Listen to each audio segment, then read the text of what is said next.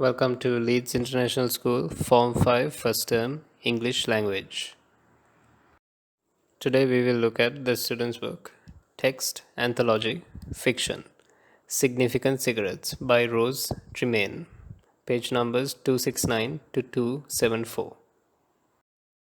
Before we start, let's first look at some background and context.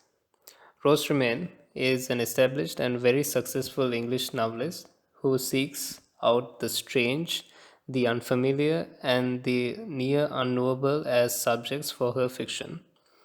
Significant Cigarettes is an extract from her novel, The Road Home.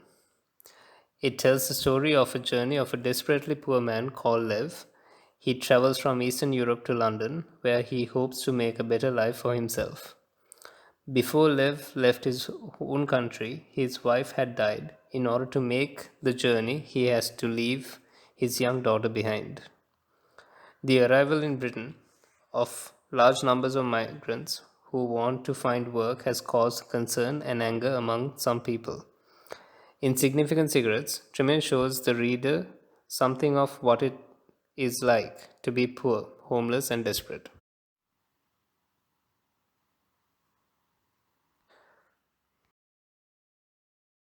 So let's begin, and I will highlight important language techniques that Tremaine uses in this extract.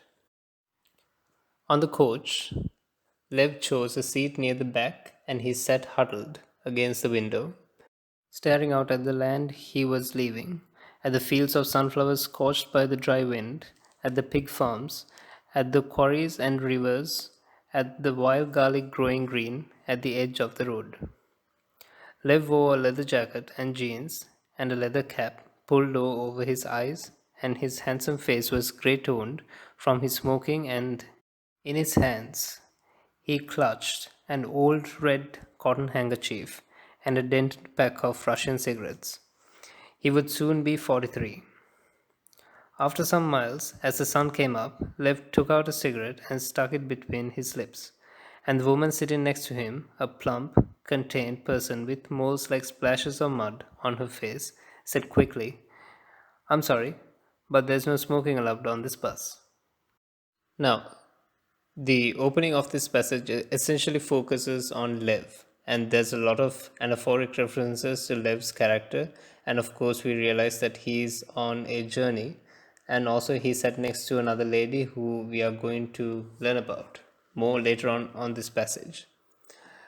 Now, as you may recall, this is an extract of a longer novel, and it captures the journey of Lev and the constant repetition of his name.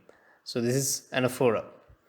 This anaphoric references establishes him as the main character of this passage, and of course, it makes us really focus on him.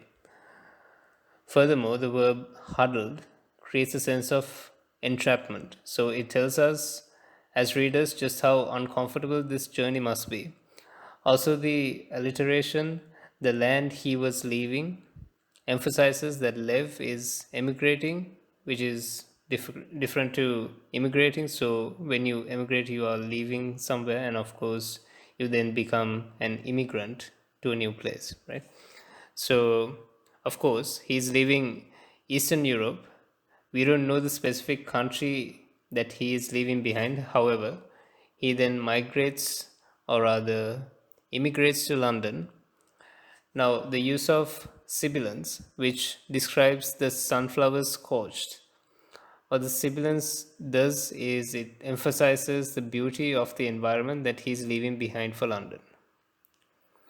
Of course, it makes us realize that he's quite wistful and probably is feeling a little bit homesick already. Furthermore, the mention of wind farms, rivers, this belongs to semantic field of nature, and so an idyllic landscape is really portrayed by Tremaine in terms of where he's leaving, and we realize just how sad he's going to feel not to be able to see this. Of course, London as a city is very much a concrete jungle, and of course, this is going to be a real transition for Lev, right? Moreover, the mention of garlic growing green. Now, the alliteration here shows the beauty of his country. Furthermore, the sentence Lev wore a leather jacket and jeans and a leather cap. Now, this is polysyndeton. Polysyndeton is when there is an use, or rather, an overuse of conjunctions and this and that. And what this does is it emphasizes on the simple attire. Moreover, the adjective grey toned gives us hints of his working class background. So, whilst he is handsome, his skin shade has become a little bit grey from smoking so heavily. Also, the alliteration his hands he. This maintains our focus on Lev and it shows us how nervous he is. And he's holding on to this cotton handkerchief and also these cigarettes, almost for comfort because he's feeling so afraid of leaving all he knows behind. Furthermore, the reference to cotton handkerchief and a dented pack of Russian cigarettes highlights Lev's few worldly possessions. So we're really starting to get hints of his working class background, but also we realize that perhaps it's coming from poverty. Moreover, the phrase after some miles as the sun came up, and the asyndeton here, which is the opposite of polysyndeton, as you can see, there are commas used instead of conjunctions. What this does is it starts showing us and lengthening the feel of this journey. Lev then takes out a cigarette, and the phrase here, took out a cigarette, shows that he is doing this for comfort. He's really, really anxious about this trip. Now, the lady he sits next to is described as a plump, contained person, and these adjectives show how much her appearance really contrasts with Lev. And of course, then we learn about the contrast in backgrounds and class and so on as the passage progresses. The simile, moles like splashes of mud, show that this lady is actually not conventionally beautiful, unlike Lev, who is described as having a very handsome face. Actually, this lady is not portrayed as being conventionally beautiful. She's then really, really assertive when she tells him no smoking allowed on this bus. And this declarative sentence shows us that she is probably quite a forceful character. And of course, later on, we will learn that she is a teacher. So, this, of course, probably fits in with her personality, right? Now, let's continue. Lev knew this, had known it in advance, had tried to prepare himself mentally for the long agony of it. But even an unlit cigarette was a companion, something to hold on to, something that had promise in it. And all he could be bothered to do now was to nod, just to show the woman that he'd heard what she said, reassure her that he wasn't going to cause trouble, because they would have to sit for 50 hours or more side by side with their separate aches and dreams like a married couple. They would hear each other's snores and sighs, smell the food and drink each had brought with them, know the degree to which each was fearful or unafraid, make short forays into conversation, and then later, when they finally arrived in London, they would probably separate with barely a word or a look, walk out into a rainy morning, each alone and beginning a new life.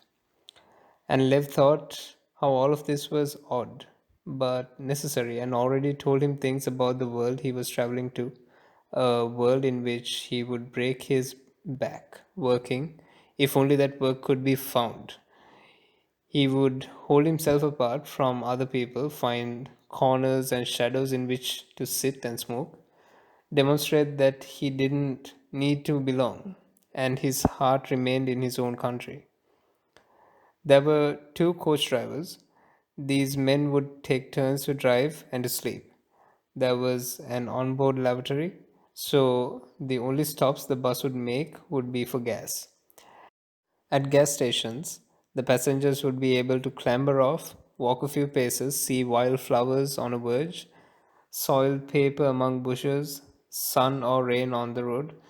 They might stretch up their arms, put on dark glasses against the onrush of nature's light, look for a clover leaf, smoke and stare at the cars rushing by.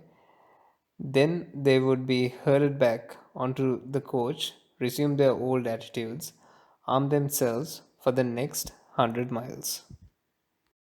So we'll pause there for now and essentially notice how this passage is now developing a really vivid description of this really, really long journey by coach through Eastern Europe. So from the interior of Eastern Europe straight into London, non-stop, only stopping for fuel, and we really get a very vivid description of just the journey, the difficulty that immigrants put themselves through just for an opportunity. And of course, we learned that Lev himself is really hopeful for work because he is unemployed. This part of the passage begins by telling us that Lev knew this and had known it in advance, and of course, this is in reference to the ladies he is sitting next to who raised her voice for holding the cigarette, but she assumed that he's going to smoke it. Now, the asyndeton here shows that he feels really trapped and he dreads his journey, and hence he even just holds on to his cigarette for comfort. Also, the mention of the cigarette being a companion. Now, this personification shows that cigarettes are really important to Lev because they help alleviate his loneliness. The only thing that he has any form of attachment to because they're the most familiar in such an unfamiliar place. Furthermore, the repetition of the word something emphasizes his feelings of overwhelming uncertainty, and Lev then just nod. Now, the verb essentially shows that he really seems defeated, so he's really got this crushing uncertainty that going through him, or rather, this crushing sense of anxiety. So he's just defeated and he simply just nods to show that he's listening to this lady. Moreover, the alliteration here for 50 hours emphasizes and tells us the point that he's making with regards to this significant journey, or the lens that he, as an immigrant, is taking to find an opportunity in London.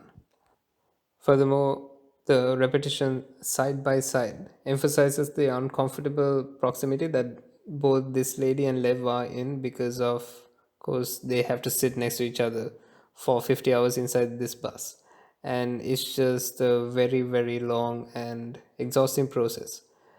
Now, abstract nouns used such as aches and dreams emphasize the pain of immigration. So of course the reason immigrants travel to new countries is because they are dreaming of better lives. However, they of course have to live with the aches of being so far from home, the aches of doing usually very difficult and menial jobs. This feeling is truly captured here by the author. The simile, like a married couple, that is used to describe this lady and Lev sitting together for this long period of time with their separate dreams and hopes, this simile is somewhat humorous. Now, the Sibilance here, they have to listen to each other snores and sighs and smell. So this shows, or rather, it emphasizes on how uncomfortable and how somewhat oppressive this environment is inside the coach or bus really is. Furthermore, the reference to them being either fearful or unafraid. So this shows the degree to which both Lev and this lady will essentially start learning about each other and gauging each other's emotions. Now, the oxymoron here is quite interesting because essentially this is going to show how they start making conversation because they have nothing but time during this journey, right? And then they will make short forays into discussions. Now, it's interesting to use this verb to be included to show in conversation because the verb actually has a very warlike connotations showing just how uncertain they all feel. Moreover, the adverb finally, which describes them finally arriving in London, emphasizes just how long the journey was, and the proper noun London, which refers to the city, shows that the destination is almost like the promised land after such a long and hard journey, right?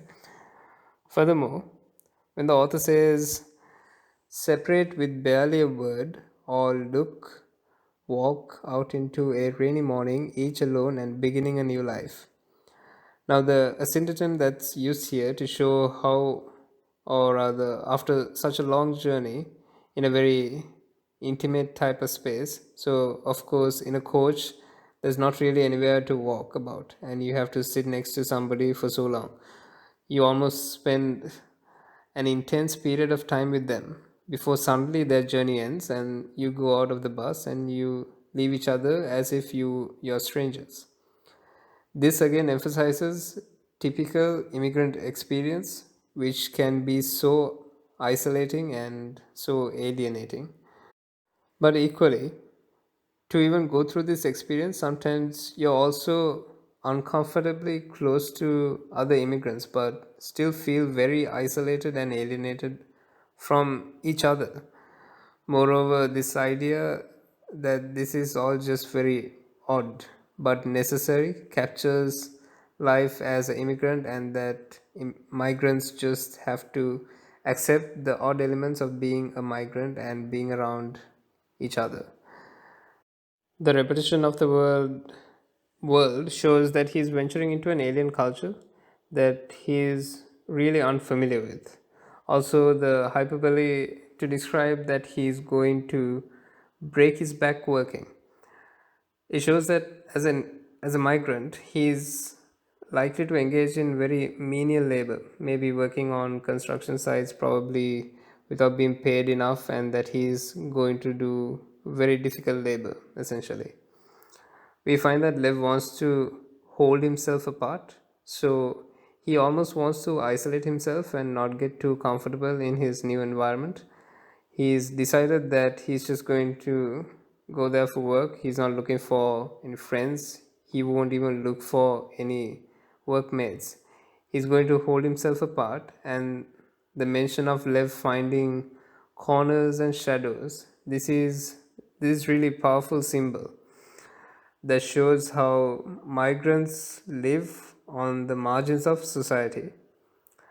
And taking Sri Lanka, for example, in places like Colombo, migrants that come for work tend to find corners and shadows, and they really live on the margins of society. This reality is more prominent in first world countries, and many of them are also undocumented or working illegally. So, this is really, really powerful symbol that captures this. Now, the Sibilance, sit and smoke, describes what Lev will do, perhaps when he is on a rest break in the corners and the shadows, shows that very few and very meager luxuries that he can really enjoy. Furthermore, we find that he feels that he didn't need to belong. So, this is interesting that he has decided he won't necessarily wish to try to fit in too much when he gets to London. And this is perhaps an indirect reference to xenophobia. So, xenophobia is the dislike for other people outside of your own culture. Lev will also have to probably come up against some people who don't like him simply because he is an immigrant. However, here we can see that he's trying to avoid that in the first place by almost trying to build up a wall and by telling himself that he doesn't really need to feel belonged even if he has to work in London. Furthermore, the alliteration his heart, which emphasizes his heart remaining in his own country. Again, this shows us that he's very, very homesick, and of course, the reference to country shows that he really misses his home. Now, the simple sentence there were two coach drivers. This tells us more about the journey. We learn, of course, that the journey is so long that two coach drivers are needed. Again, this emphasizes the difficulty of the journey. There's the onboard lavatory, which is basically the onboard toilet, and this is notable because what this is just doing is drawing our attention to just how few luxuries there are on this bus, right? Furthermore, Once they go and make every stop, the people on the bus clamber off. And what this verb emphasizes is that the pained actions of the people who are sitting still for 50 plus hours and how the joints become quite stiff. Now, every time the bus stops, they will see wildflowers on the verge, soil paper among the vicious sun or rain on the road. And the ascendant here shows that man and industry has really destroyed nature. So it's a really powerful imagery showing how industry, the man made world, can really have a massive impact on nature.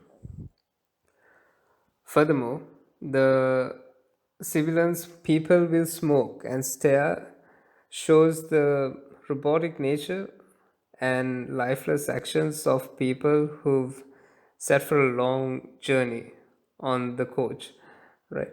So every time they emerge for each rest break, they just smoke and stare. They're quite robotic and quite lifeless, and then they're herded back. Now, this shows them, or rather, it describes them like cattle, right? Again, showing just how sometimes the immigrant experience can be quite dehumanizing. So, furthermore, they will arm themselves for the next 100 miles. Again, the verb here is quite warlike to show this journey to get to London is.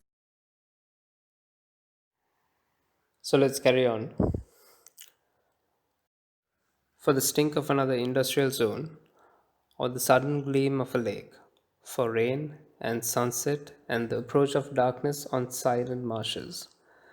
There would be times when the journey would seem to have no end. Sleeping upright was not something Lev was practiced in. The old seemed to be able to do it, but 42 was not yet old. Lev's father Stefan sometimes used to sleep upright in summer on a hard wooden chair in his lunch break at the Baron sawmill, with the hot sun falling onto the slices of sausage wrapped in paper on his knee and onto his flask of tea. Both Stefan and Lev could sleep lying down on a mound of hay or on the mossy carpet of a forest. Often, Lev had slept on a rag rug beside his daughter's bed when she was ill or afraid. And when his wife, Marina, was dying, he'd lain for 5 nights on an area of linoleum flooring no wider than his outstretched arm between Marina's hospital bed and a curtain patterned with pink and purple daisies, and sleep had come and gone in a mystifying kind of way, painting strange pictures in Lev's brain that had never completely vanished. Towards evening, after 2 stops for gas, the mole flecked woman unwrapped a hard boiled egg. She peeled it silently. The smell of the egg reminded Lev of the sulfur springs at Jaw, where he'd taken Marina, just in case nature could cure what man had. So we'll pause there. So, this part of the passage describes again what the migrants will do once they stop. So, of course, they then inhale the stink of another industrial zone, and again, this vivid description of yet another polluted city that they will pass through in the coach, and another polluted yet developed city shows that there's a huge cost of course to economic development. Now, this part of the passage is really powerful because we now start to see glimpses of Lev's life. Now, he's traveling again on this coach journey. The author uses the semantic field of nature to show the juxtaposition of industry, man made buildings being at war with nature. So, she references lake, rain, and sunset. And then there's this mention of the approach of darkness on silent marshes. Now, the personification here depicts a large and dull scene that Lev and the people on this coach are passing through. Now, of course, the hyperbole journey would seem to have no end. Again, this is showing just the tediousness of this long travel. Now, as I mentioned, we now start to get more glimpses onto Lev's own background. So, we learn through the use of this present continuous verb, sleeping. So, sleeping upright was not something Lev was practicing, and this shows how uncomfortable this is. And there's a constant anaphoric reference back to Lev, and of course, we learn his age once more, he's 42. Now we start learning about his father Stefan. So the proper nouns Lev and Stefan give us more glimpses into Lev's own background, and we learn that sometimes his own dad used to sleep, or rather fall asleep, in a hard wooden chair, and these adjectives emphasize his father's difficult lifestyle, which of course left him himself probably experienced in the difficulties of life, right? So furthermore, we learn of exactly where his dad used to work, which is the Baron sawmill. So this proper noun starts giving us more information about Lev's own rural origins. Now, we learn that they used to work under the hot sun, and there's this element of his life at home. Even if his hometown was maybe beautiful, it actually wasn't a very idyllic lifestyle. It was one characterized by poverty.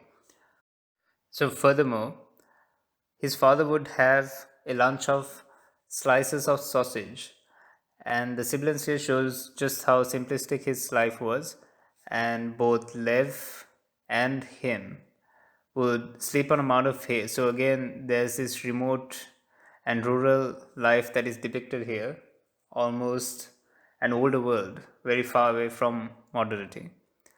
But also, it's not necessarily an ideal older world or an ideal rural life. It seems characterized by a lot of hardship, right? So, furthermore, the metaphor mossy carpet of forest. This is a beautiful metaphor to describe where they would lie on the ground. But of course, the fact that they are lying on the ground shows that they don't necessarily have much money.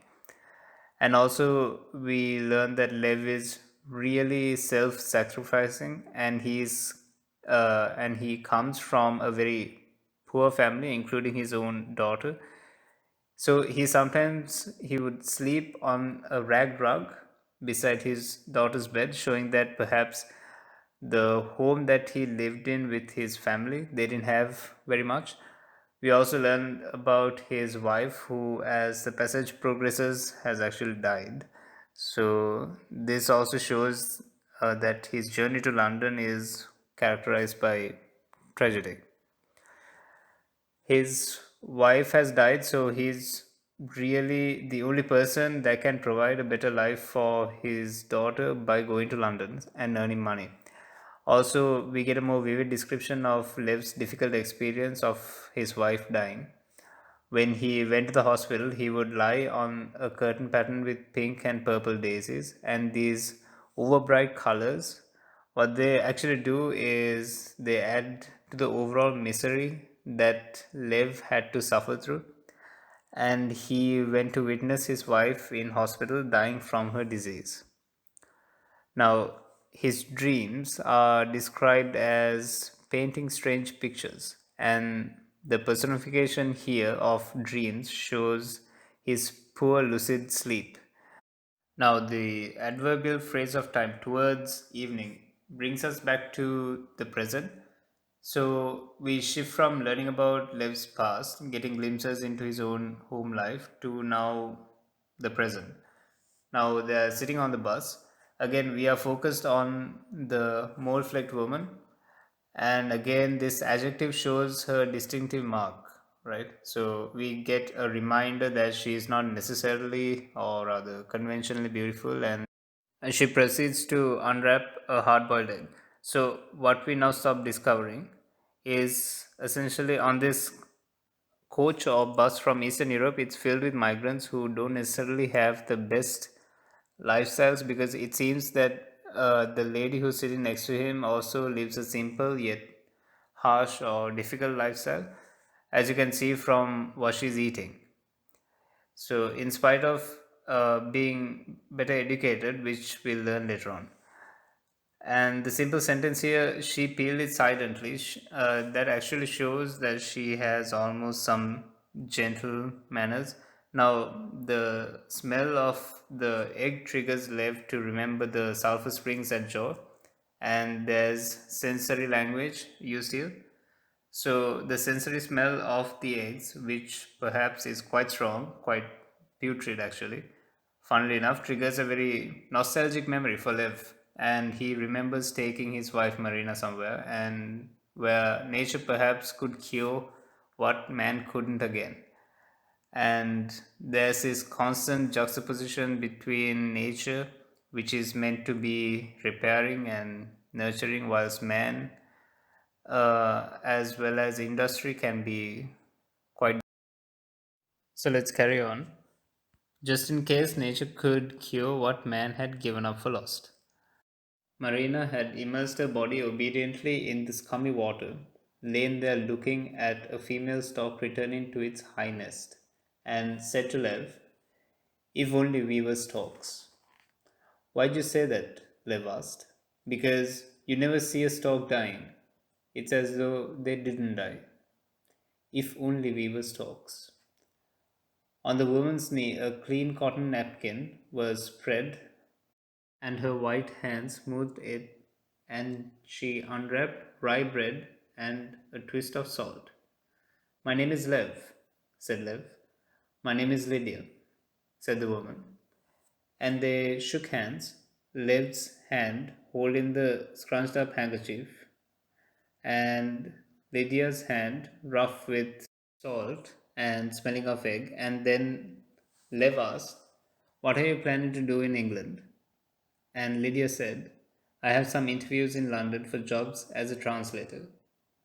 "That sounds promising." So, in this part of the passage, we learn, of course, of Marina's wishes, or perhaps what she was essentially saying was that she wishes to be a stork, because then maybe she wouldn't die. And then, of course, we are brought back to live. And this woman on the bus called Lydia, they open, or rather, they start having a conversation. Now we learn a little bit more about Lev's wife here. So she's called Marina, and she obediently immerses herself in the scummy water that Lev was hoping might cure her. And of course, that adverb, obediently, shows her submissive nature. And then Marina expresses some wishful thinking, and she says, "If only we were storks." And this wishful, innocent thinking is really sad. Now, Lev thinks of this, of her dying words, "if only we were storks." And the repetition here of what Marina had said shows that this is a metaphor for Lev himself, who migrates on a huge journey in order to have more economic opportunities. Because, as you may know, swans themselves migrate from wintry places. They cross vast places to find warmer climates for, or rather, better opportunities, right? So it's pretty similar to what Lev is experiencing. Maybe Lev might be thinking about this memory from Marina, because it could be that he sees himself as stock, right?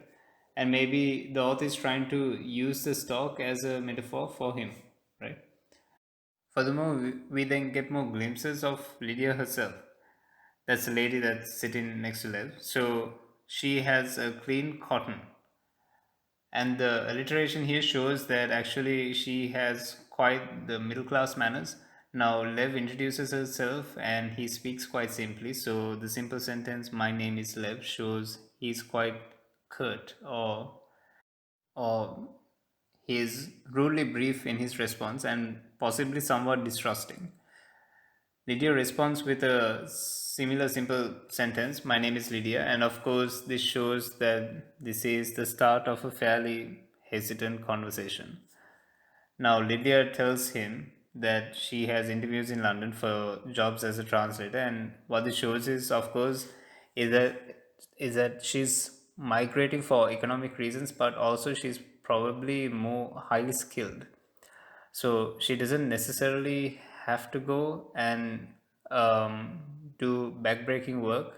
She can get perhaps a more respectable office job. Now, Lev says, "That sounds promising," and his language is wrapped in the promise and hope of migration and a better life abroad. So, this is really language that migrants tend to use: promising, hopeful, dreams. Again, this is really immersed in the hope of migration. So, let's carry on. I hope so. I was a teacher of English at school 237 in Yabel, so my language is very colloquial. Lev looked at Lydia. It wasn't difficult to imagine her standing in front of a class and writing words on a blackboard. He said, "I wonder why you're leaving our country when you had a good job at school 237 in Yabel." "Well," said Lydia, "I became very tired of the view from my window. Every day, summer and winter, I looked out at the schoolyard and the high fence and the apartment block beyond. And I began to imagine I would die seeing these things, and I didn't want this. I expect you understand what I mean." Lev took off his leather cap and ran his fingers through his thick grey hair. He saw Lydia turn to him for a moment and look very seriously into his eyes. He said, "Yes, I understand." Now, of course, the conversation develops, and we learn that Lydia also had a fairly good job back in the country from which both she and Lev are from.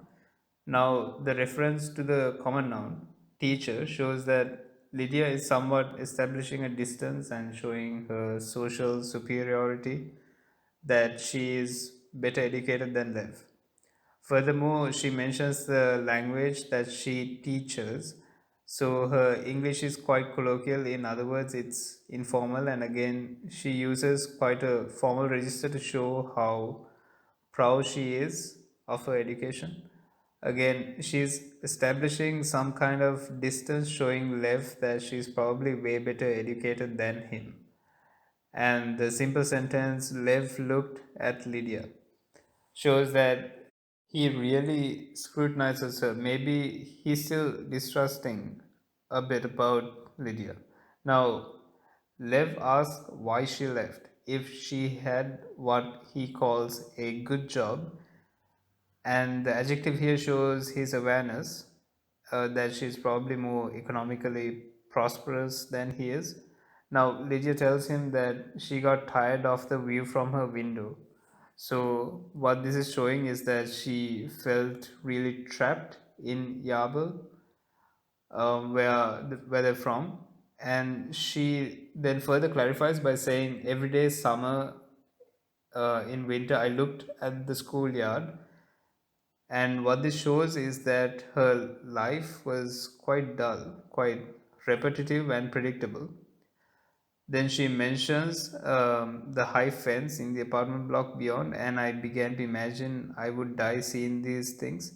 Now, the polysyndeton here shows that she felt like her life was too repetitive, and probably she still wasn't getting paid enough for what she felt she was entitled to, and hence why she migrated.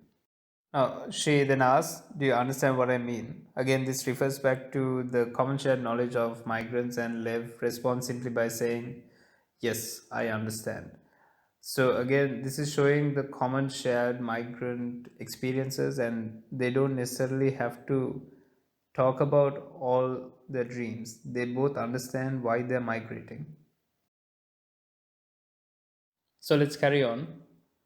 Then there was a silence while Lydia ate her hard boiled egg. She chewed very quietly. When she'd finished the egg, Lev said, "My English isn't too bad. I took some classes in Baron, but my teacher told me my pronunciation wasn't very good. May I say some words, and you can tell me if I am pronouncing them correctly?" "Yes, of course," said Lydia. Lev said, "Lovely. Sorry. I am legal. How much, please?" "Thank you. May you help me?" "May I help you?" corrected Lydia. "May I help you?" repeated Lev. "Go on," said Lydia.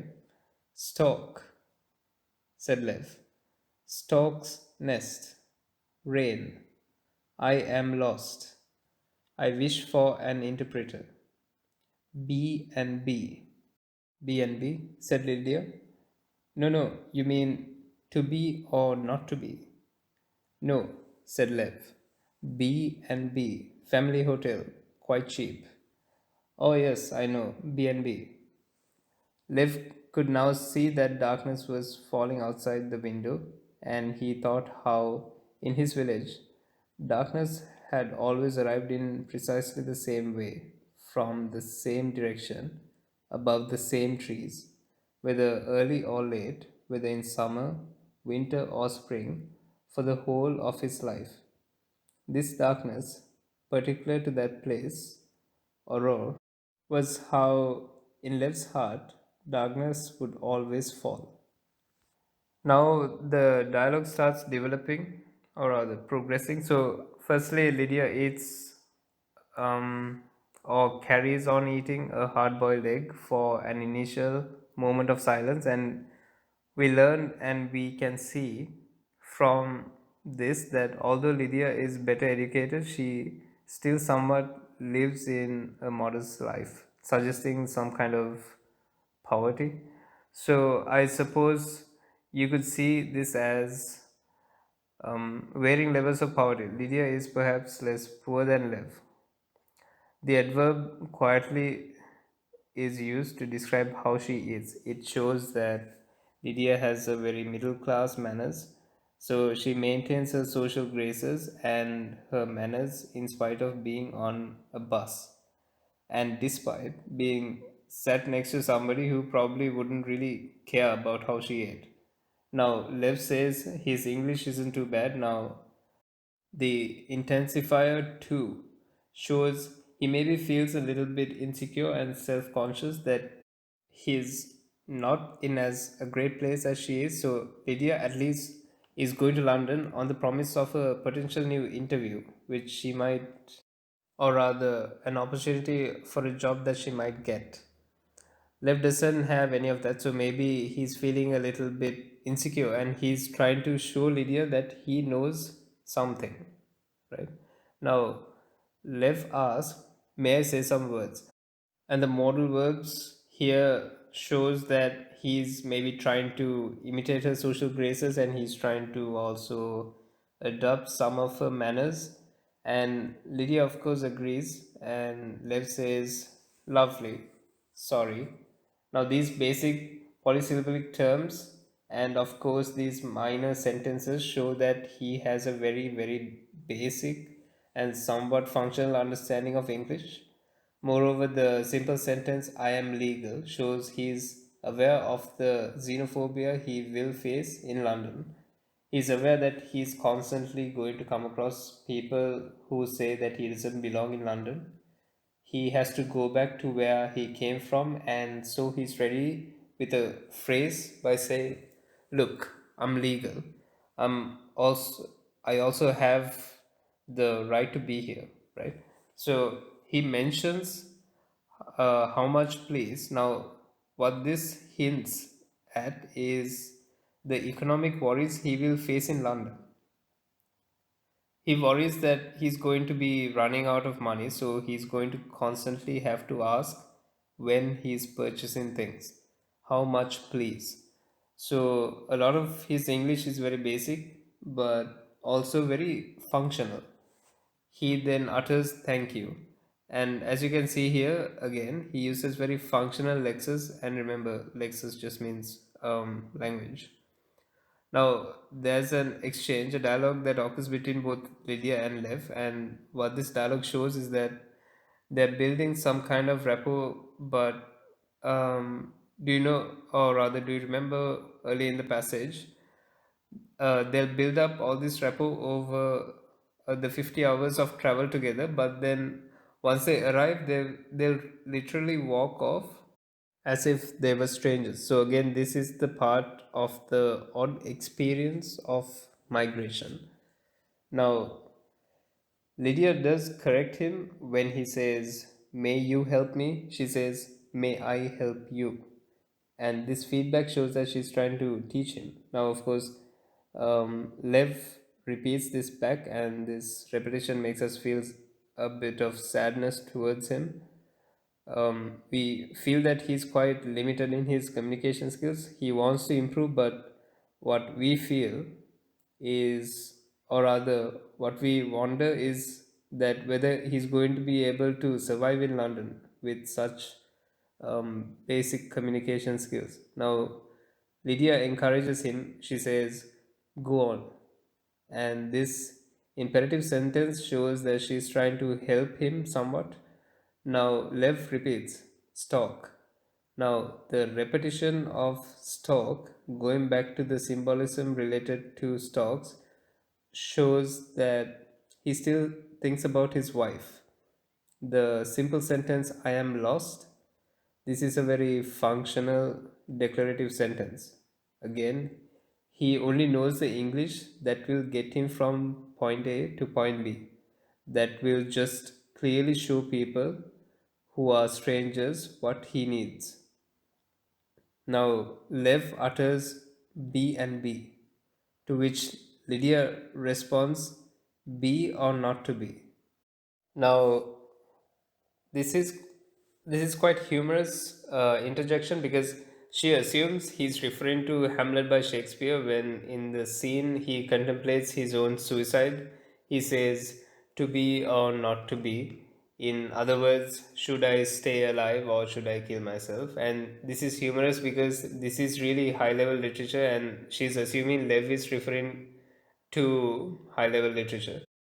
Obviously, this wasn't the case because Lev corrects her by saying B&B family hotel quite cheap, and of course is referring to accommodation, which is his primary concern, not literature. And of course, she then corrects him by saying, "I know B&B."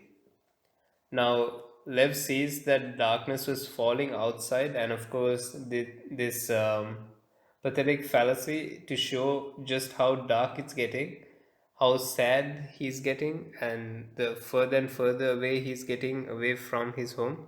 Moreover, there's a repetition of darkness which had always arrived in precisely the same way where he came from. What this shows us is that Lev comes from a world that's measured in lightness and darkness, not time. Again, this is showing just how remote the place that Lev comes from really is. Moreover, the repetition of same shows that Lydia really hated the predictability of their lives back in their home country. But Lev really cherished that predictability, right? So there's a bit of contrast between the two. The fact that darkness would come in the same way, the fact that he would do the same job every day, he loved this and he misses this, whilst Lydia actually really disliked the fact that her life is so predictable, right? Also, the reference to spring in the semantic field of seasons shows just how Lev really cherished everything in the same way, year in and year out, day in, day out, summer, winter, or spring, everything was the same. And he really misses home, and hence why his anxiety is particularly acute because all of this has been completely changed. Furthermore, the repetition of darkness shows that actually, interestingly, Lev found darkness and predictability quite comforting. Furthermore, the reference to the whole of his life. What this shows is that Lev had a fairly sheltered, simple life that was in many ways untouched by modernity, and he's going to really miss. So let's carry on. And so he told Lydia that he came from Aurora, had worked in the Baron's sawmill until it closed 2 years ago, and since then he'd found no work at all, and his family, his mother, his 5-year-old daughter, and he had lived off the money his mother made selling jewelry manufactured from tin. Oh, said Lydia. I think that's very resourceful to make jewelry from tin. Sure, said Liv, but it isn't enough. Tucked into his boot was a small flask of vodka. He extracted the flask and took a long swig. Lydia kept eating her rye bread. Lev wiped his mouth with the red handkerchief and saw his face reflected in the coach window. He looked away. Since the death of Marina, he didn't like to catch sight of his own reflection because what he always saw in it was his own guilt at still being alive. Why did the sawmill at Barron close? Asked Lydia. They ran out of trees, said Lev. Very bad, said Lydia. What other work can you do? Now, here, of course, we find that Lev is really, really homesick. We also find that he actually ended up working at the same sawmill as his father, and then he was out of work because of course, the only sawmill in that place that they lived closed down, and he had to live off a very, very modest income that his mother made. We also learn as the story is developing that Lydia, of course, is quite kind in her responses to him. She's quite nice. However, we learned also that the primary reason why Liv didn't have any job is because of deforestation. In other words, because of man and, of course, industry. So the barrel sawmill in this instance still advanced gradually beyond acceptable limits on the land that Lev was living on, and they ended up cutting all the trees, and that's why the sawmill went out of business. Now, here there's a reference to Lev's own home city, Aurora, and of course, we learned he worked the same job as his father until he closed 2 years ago, and he was content or rather satisfied in his home city, but had to leave because of economic opportunities, right? Now, his the repetition of this possessive pronoun refers to Lev's own family and the structure that he was accustomed to, which he is really sad to no longer have. Now, Lydia is politically correct when she speaks to him, and she's quite kind in her response, saying his mother making jewelry from tin. That's very resourceful, and this is almost a euphemism. Moreover, Lev is quite direct. So, in contrast to Lydia, who uses euphemisms to try and be polite, Lev is essentially quite open and honest in this simple sentence utterance. He's showing that he's aware his family faced harsh economic realities and that it's very difficult to probably live off jewelry manufactured from tin that's sold in a very remote rural part of Eastern Europe, right?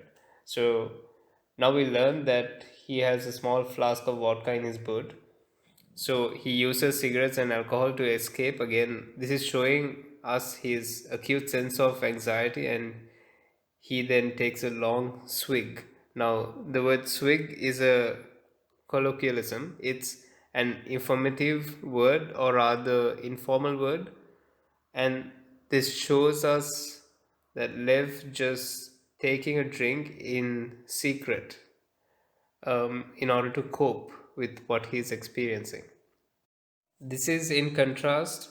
So, whilst Lev is drinking vodka, Lydia is eating really healthy rye bread. So, this is really a massive contrast between the two because she's eating so healthily whilst he's eating or rather really drinking as a way to escape.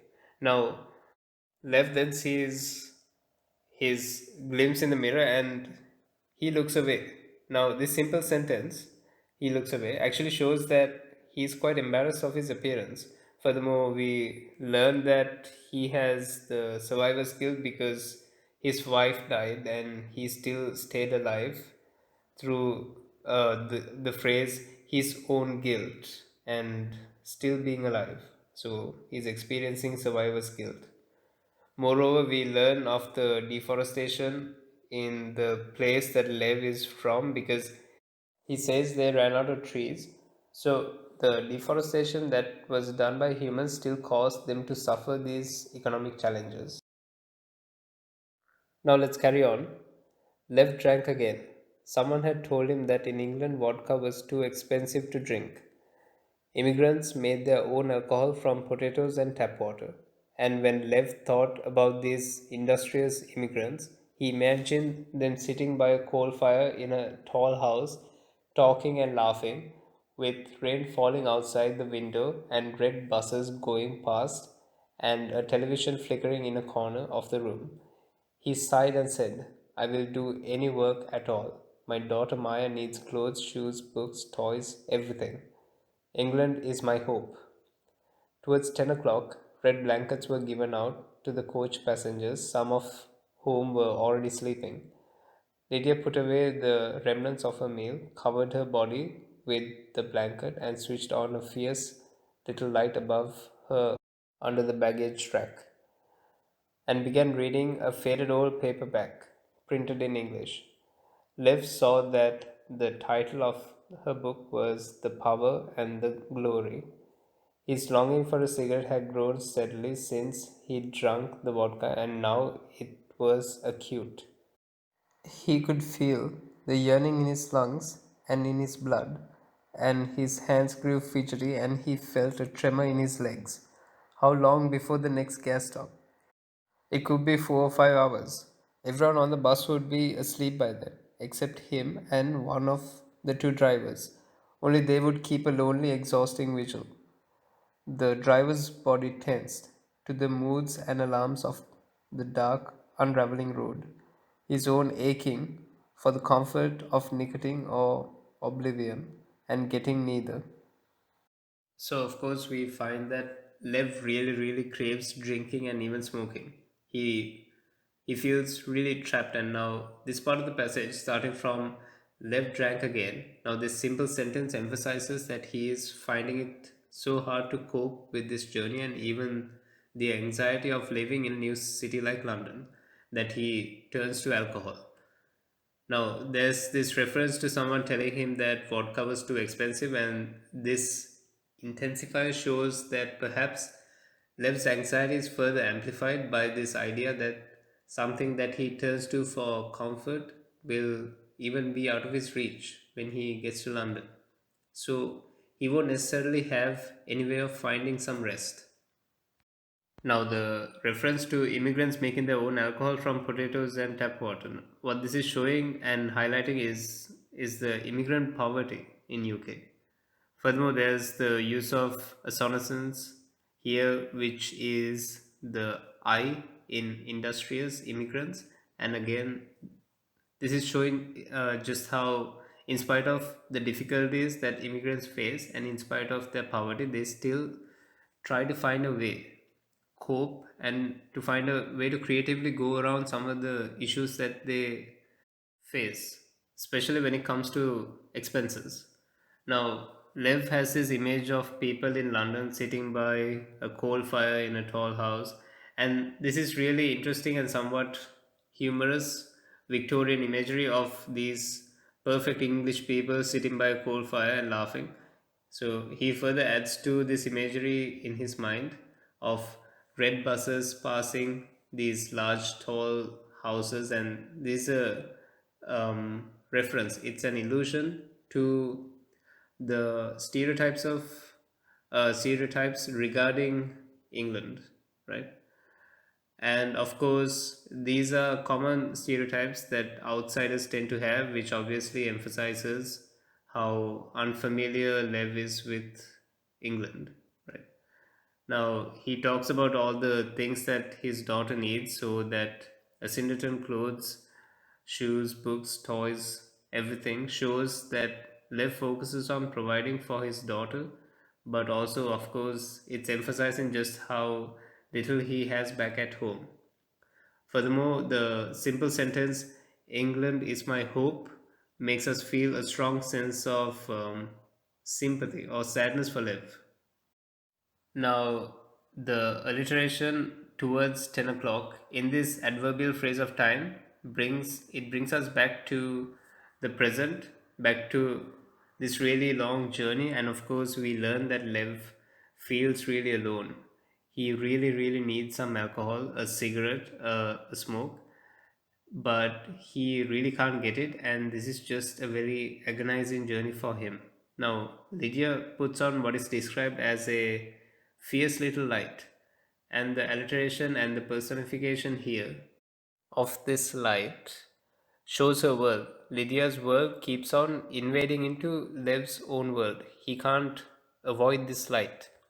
Furthermore, she is reading a faded old paperback, and this shows a vast difference between the two.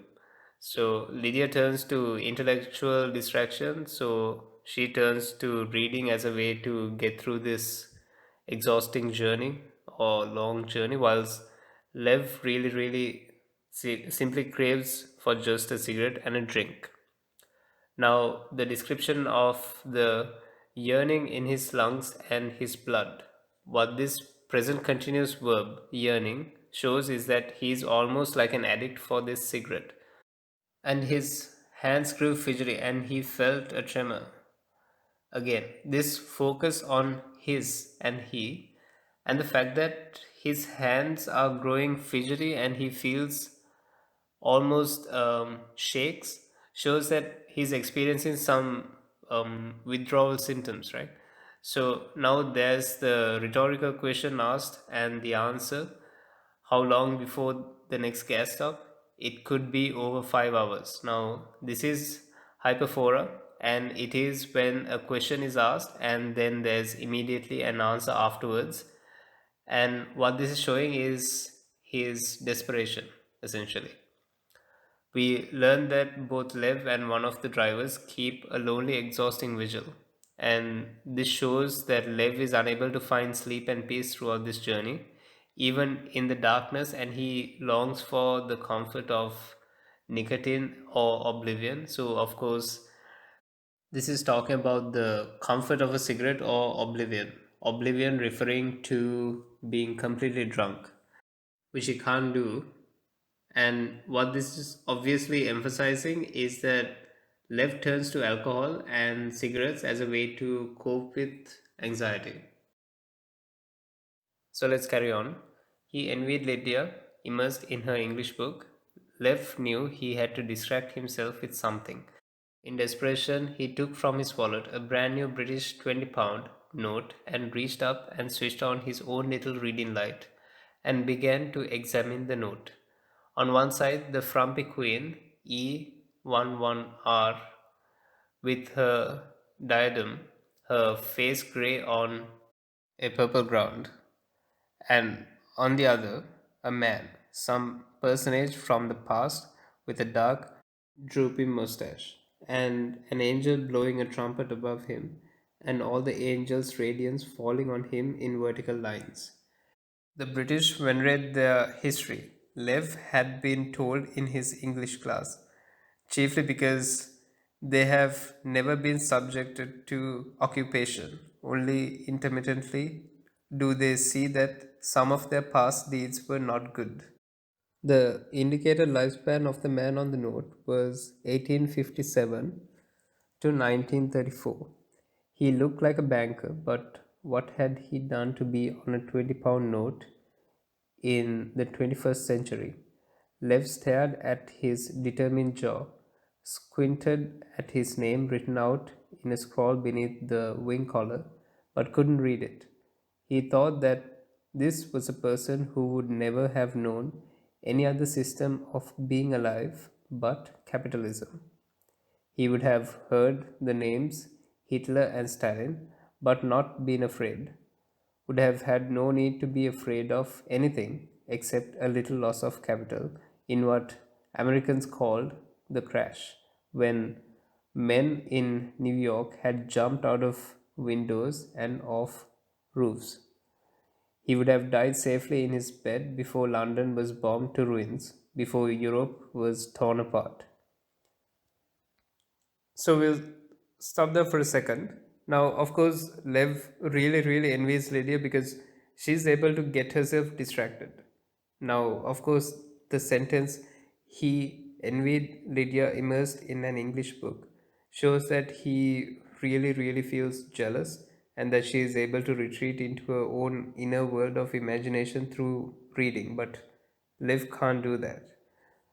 Moreover, the fact that in desperation he takes out his brand new British £20 note. Now, the adjectives focus on currency, and again, all he carried with him were functional things.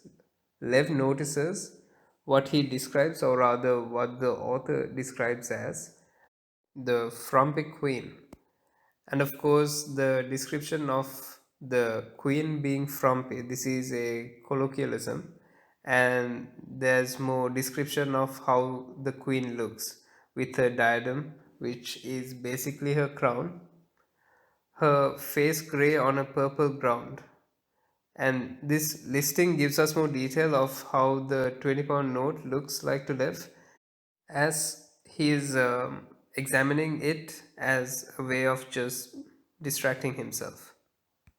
He then sees a man, and this shows that he's clueless and unaware of the other person who's printed on this note.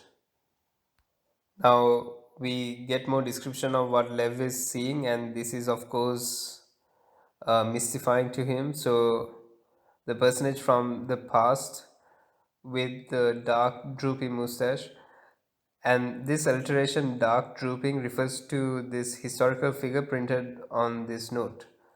Now, Lev remembers what he's been taught in class, and especially the fact that the UK has not been subjected to occupation. So, this abstract noun refers to the UK's own colonial past as an empire where it subjected other countries to occupation.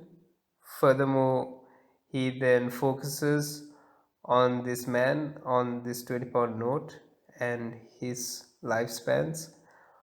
Of course, statistics are used here to show that he lived from 1857 to 1934 and he looked like a banker to live.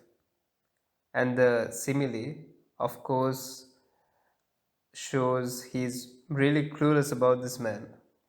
So afterwards, he asks himself a rhetorical question: what had he done to me on a £20 note? Now, this rhetorical question shows that Lev really does not recognize this man, and this man is Edgar. He is the composer of the Land of Hope and Glory, which is a nationalist song. So, the man that's printed on this banknote is a really famous British composer, but ironically, the music that he composed is really nationalist. So it's usually what a lot of people who are pro British but also fairly xenophobic really take a lot of pride in.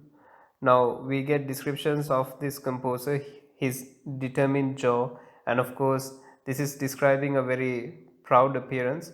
And then the abstract noun capitalism foreshadows Lev's own entry into the English capitalist system, which is all about making money.